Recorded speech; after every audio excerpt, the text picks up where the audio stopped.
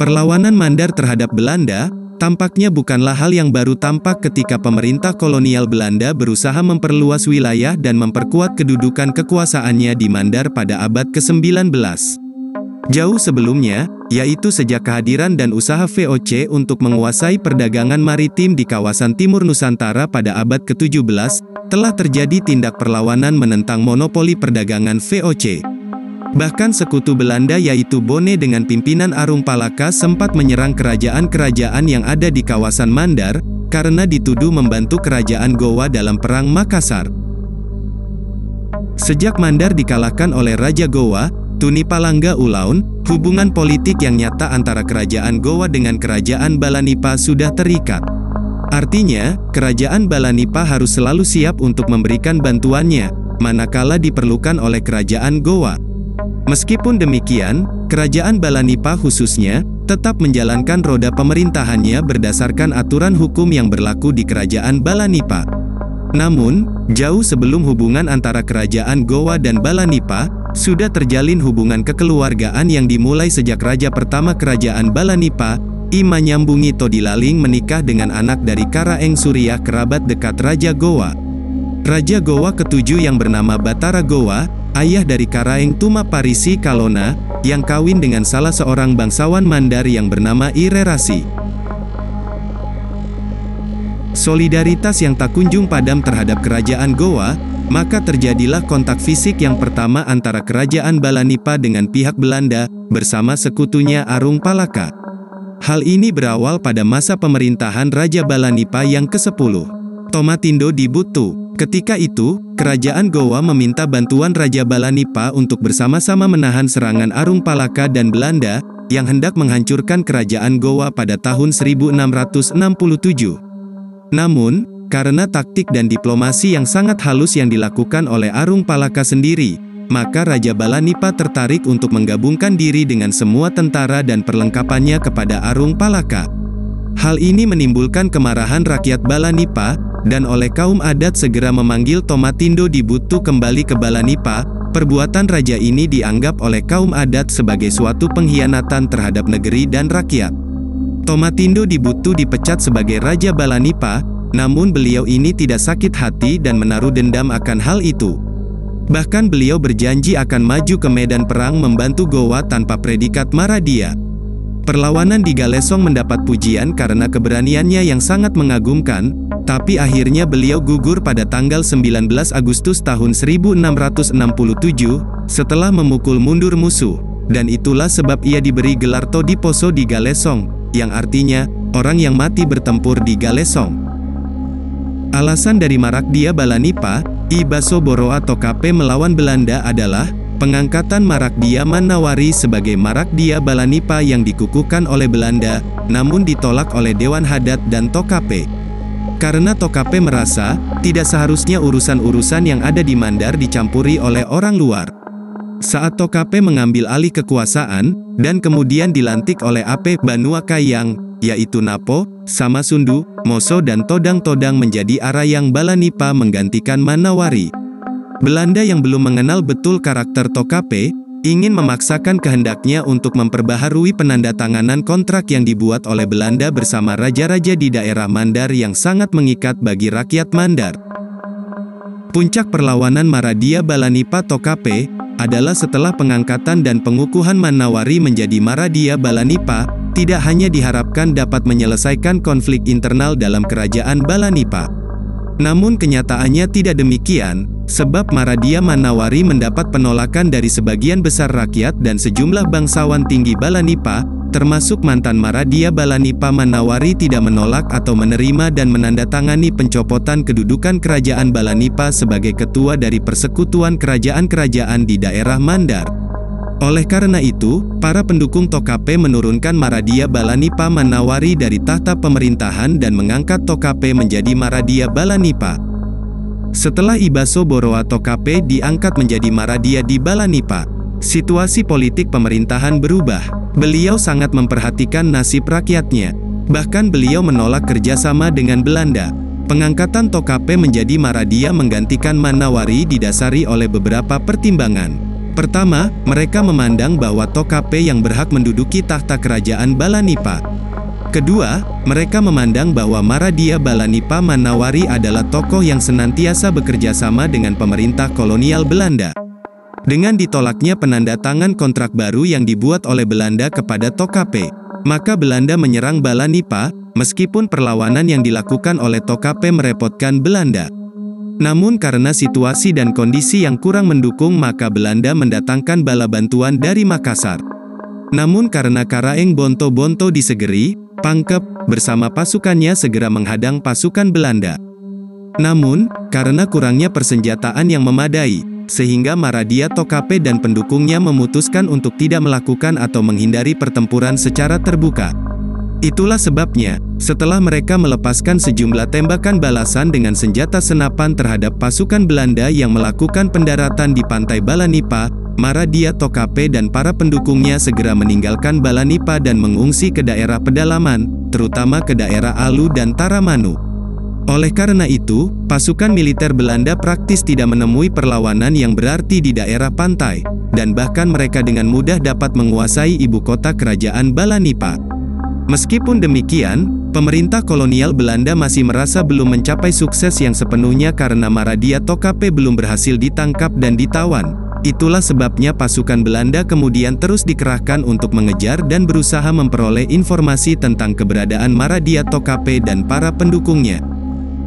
Menjelang pertengahan tahun 1873, pemerintah kolonial Belanda berhasil menangkap Maradia Tokape dan mengasingkannya ke Pacitan, Jawa Timur. Namun bukan berarti perlawanan terhadap Belanda telah berakhir, karena para pendukung dari Maradia Tokape yang melanjutkan perjuangan dalam menghadapi kolonial Belanda dan Maradia Manawari. Setelah penangkapan Maradia Tokape, para pendukung dari Maradia Tokape tetap melanjutkan perjuangannya dengan berusaha mengangkat salah seorang putra Maradia Tokape menjadi Maradia Balanipa. Adapun putra-putra Tokape yang sempat dicalonkan adalah Tamanganro, Parumasi, dan Simanangi. Namun ketiga putra Tokape ditolak oleh pemerintah kolonial Belanda dan mengangkat kembali Manawari menjadi Maradia. Para pendukung Tokape menolak Manawari karena sikapnya yang gemar memadat candu, sehingga urusan pemerintahan terabaikan, dan karena sikapnya itu Manawari dijuluki oleh masyarakat sebagai Tomeloli atau orang yang suka berbaring. Sehingga masyarakat merasa terhianati oleh sikap Maradia Manawari dan tidak dapat ditolerir lagi. Ketidakpedulian Maradia Manawari terhadap kesejahteraan rakyatnya, mendapat reaksi terutama dari para pendukung Tokape untuk menurunkan Manawari dari tahta kekuasaan. Kenyataan itu mendorong Manawari segera berangkat ke Makassar untuk menghadap dan melaporkan situasi di Balanipa kepada Gubernur Sulawesi pada akhir November tahun 1878. Menanggapi laporan itu, pemerintah kolonial kemudian beberapa kali mengirim utusan ke Balanipa untuk meyakinkan mereka yang tidak puas bahwa keluhan mereka akan dipenuhi. Akan tetapi ketegangan antara pihak penentang dengan para pendukung Maradia Manawari sangat besar, sehingga Manawari meninggalkan Balanipa dan menuju Campalagian untuk mengungsi. Untuk meredakan konflik atau ketegangan itu, Gubernur Sulawesi berangkat ke Balanipa dan memanggil Manawari kembali ke ibu kota kerajaan dan mengusahakan agar semua anggota pemangku adat yang diberhentikan secara tidak sah dipulihkan kembali kedudukannya atas persetujuan Maradia dan beberapa keluhan lainnya segera diatasi. Perlawanan Calo Amana Iwewang disebabkan karena adanya perselisihan putra Iboro atau Tokape dan I Manawari dalam suksesor Maradia Balanipa, setelah ditangkapnya dan diasingkannya Tokape ke Pacitan, Jawa Timur. Karena I Manawari mendapat sokongan dari Belanda dan putra Tokape mendapat dukungan dari Amana Iwewang beserta golongan bangsawan yang berpengaruh di Mandar. Tidak cuma persoalan suksesor Maradia yang menjadi konflik antara Amana Iwewang dan Belanda. Perjanjian tambahan tentang hak pemerintah untuk memungut pajak impor dan ekspor, cukai, pajak jangkar, pajak pelabuhan dan pajak di daerah kerajaan-kerajaan Mandar yang menyangkut pelayaran, serta hak pemerintah untuk mengawasi pelabuhan di daerah tersebut. Meskipun demikian, bagi yang menolak perjanjian itu turut pula menggalang kekuatan untuk melakukan perlawanan terhadap Belanda. Perlawanan itu antara lain pada tahun 1905, sekitar 100 orang bersenjata di bawah pimpinan I Sanjata melakukan gerakan perlawanan yang dianggap mengganggu keamanan dan ketertiban Campalagian. Perbedaan tersebut yang membuat suasana keamanan menjadi semakin memanas. Penculikan dan pembunuhan terjadi di mana-mana. Teror Belanda menjadi jadi. Kawan dan lawan sulit dikenal batas pemisahnya, kecuali orang Belanda tidak berani keluar dari tangsinya yang berada di Majene. Sekitar tangsi Belanda diintai musuh. Politik pecah belah Belanda dilancarkan keluar. Gerakan Amanah Iwewang dianggap perampokan dan pemerasan rakyat. Pengikut-pengikut Amanah Iwewang dianggap orang bodoh dan tolol, perampokan dan lain sebagainya. Oleh karena itu persatuan sulit digalang. Pengikut Iman Nawari dipersenjatai oleh Belanda dengan lengkap untuk membantu serdadu Belanda. Bentuk perlawanan yang dilakukan Amanah Iwewang dimulai dengan gerakan diam-diam, atau semacam gerakan bawah tanah. Setelah merasa kuat, maka diadakan serangan dadakan untuk memberi tamparan kepada Belanda. Juga, untuk membangkitkan semangat perlawanan rakyat Mandar, kemudian, dilanjutkan dengan gerakan perlawanan gerilya.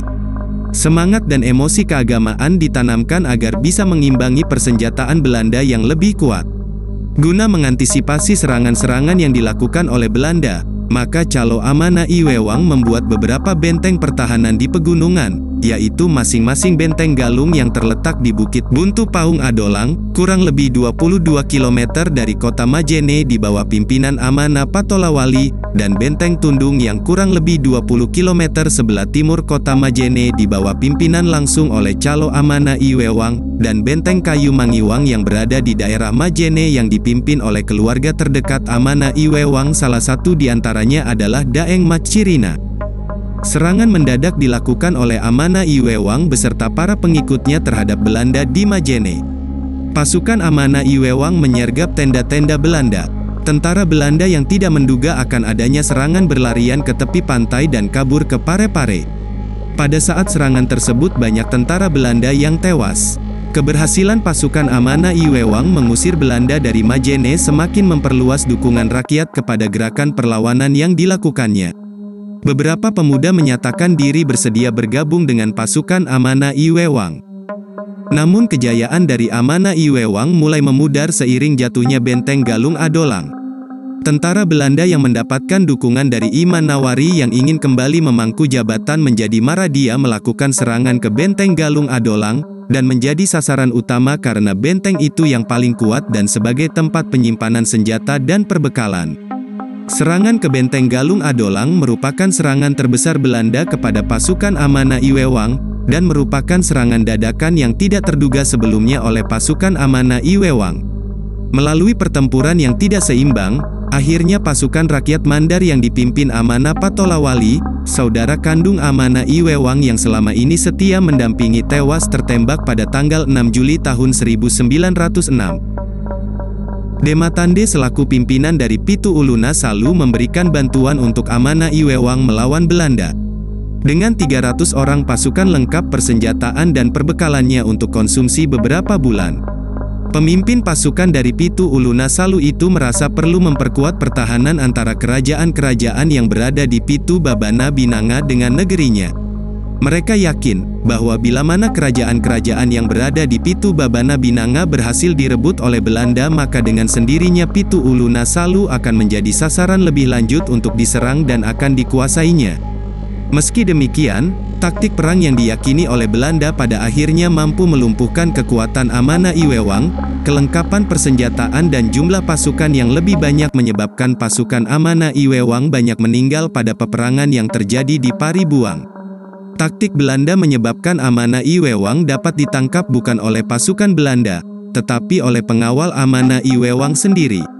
Maka akhirnya beliau tertangkap di tempat persembunyiannya, dan sebulan lamanya Amanah Iwewang ditahan di markas Belanda di Majene, kemudian dikirim ke Makassar dan selanjutnya diasingkan ke Belitung.